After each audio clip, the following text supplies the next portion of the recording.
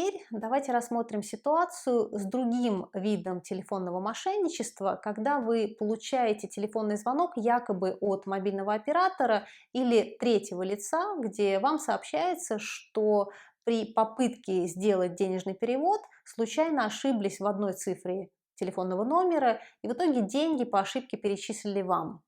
Как и в ситуации с телефонным звонком якобы из банка, естественно, целью мошенников является получить доступ к вашему онлайн-банкингу.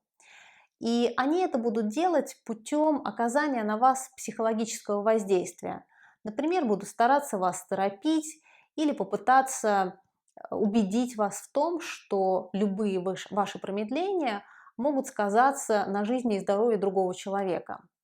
Имейте в виду, что любая попытка вас торопить – это желание ввести вас в состояние искусственного стресса, когда вы перестанете отдавать отчет своим действиям и в попыхах совершите необдуманный поступок.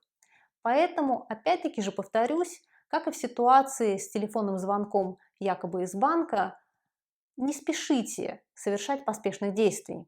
Наоборот, оберните эту ситуацию против мошенников и начните задавать им вопросы, стараясь вывести их из себя.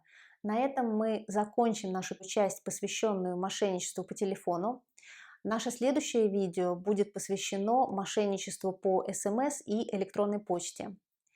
Надеюсь, что данное видео вам было полезным, и если у вас есть вопросы, как всегда, пожалуйста, оставляйте ваши комментарии. Всего доброго, до свидания.